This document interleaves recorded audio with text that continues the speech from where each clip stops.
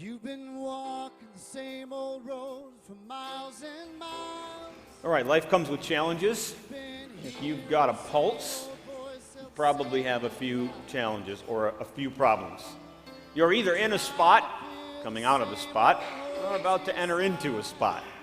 I'm Aaron Emerson. I'm 25, from Mason. Grew up in church. My dad's actually a pastor. I met Shirley 6 years ago in about 2 weeks, right? And today we enter into a story in the Old Testament, the life of Joseph. It was incredible that the words that we saw in the scriptures in Genesis, we saw that no matter where Joseph went in this journey, whether he's in the pit, whether he's being sold into slavery, whether he ends up in Potiphar's house, this phrase kept being repeated, God is with you, God is with you. And then I lost my husband of 51 years, and I did not handle it very well. I left the church, and one day, I was so low, I was thinking about suicide. I hope that you're okay this morning with the realization that trouble is just a part of living. This is not in any way some moment I'm bringing to you, you're like, wow, I never thought, that's great. You studied for that, right? No, everyone in this room recognizes this is a part of living. Trouble is a part of living. I'm the face of addiction. I'm a recovering heroin addict. I've been through quite a lot in the last 8-9 years, but I'm in recovery today, and I'm just loving the life that God's blessing me with. Also, a tough time is where we learn about ourselves and where we learn about God. I wish it was in the best moment of my life. I wish it was that I learned there, but it's really not. My experience is that I learn in my pit moments. That even though we go through the water, experience the fiery trials, we're not drowned or overcome by the water, and we're not consumed by the fire, because He is our God and we are His. He doesn't play favorites. Walk through the stories of the Old Testament and the New Testament, you're going to find people, you're going to find the Moseses of the world who say, well, I could be your leader, but I can't really speak, and God said, don't worry, I'll go with you.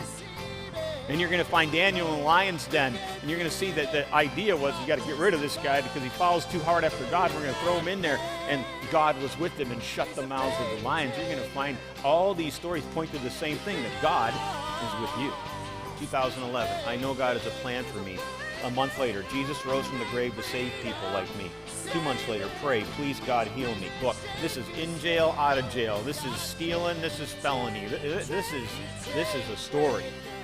But all through this story is what we talked about last week. God was with Aaron. And I got on the phone and I said, Pastor Doug, I need help.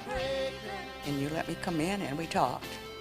So this, in fact, 10%, Chuck Swindoll said this, 10% of life is about what happens to you. 90% of it is how you choose to act. And we talked about this, didn't we? Yes. We talked about the past. And what did I suggest that you do? You suggested I go to a care group, which I did. And I have joined the Widows Club. And I'm in Sunday school, and I'm very happy. Since that first recovery, I have relapsed a couple times, and both times it was because I would stay clean for about a year, and I would stop going to my meetings. I would stop going to my NA and AA meetings as much. I would stop talking to my recovery coach Phil as much, and every time I stopped doing that, I would get a little weaker, and eventually it would lead down to relapsing. I cannot stop going to my meetings. I cannot stop going to those people like Phil in the small groups. If I do, I'm just going to get weaker, and eventually it always leads back to the same thing. Joseph was externally in the right position, but internally, inside of Joseph, he was messed up. It came out in anger, and after the conversation, he wept. Why? Because Joseph hadn't dealt with the things of his past. This, everybody, is where Joseph was living. Externally, second guy in charge. Everyone answers to me. I have all the resources for all you people. And God comes alongside of Joseph and says, nah, you're medicating. You're medicating. And we all medicate.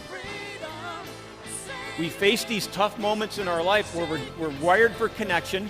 We've moved past this bad one. We want the real one, but in order to get it, we feel like we have to fake it. She was at the lowest point in her life. That first call was, it's not worth it, I'm suicidal, she said.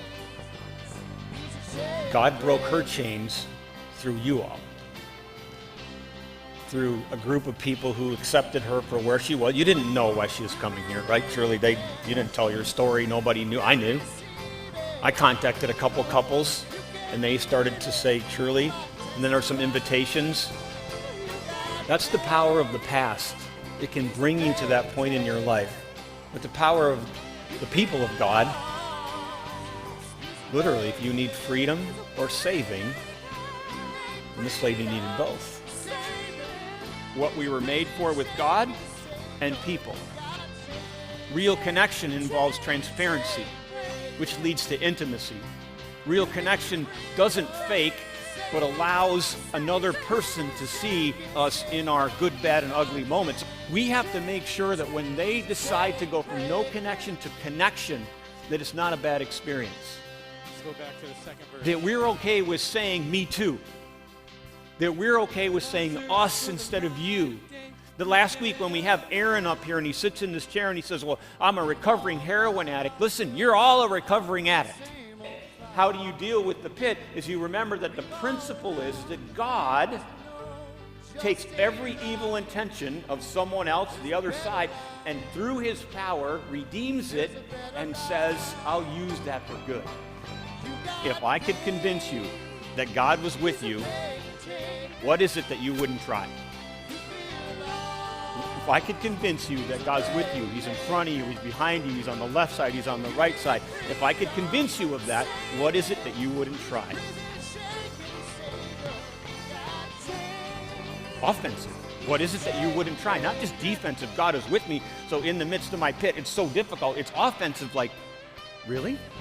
The same power that raised Jesus from the dead, Ephesians chapter 1, is living in me. Ooh, what wouldn't I try? You can feel it. Somebody testify.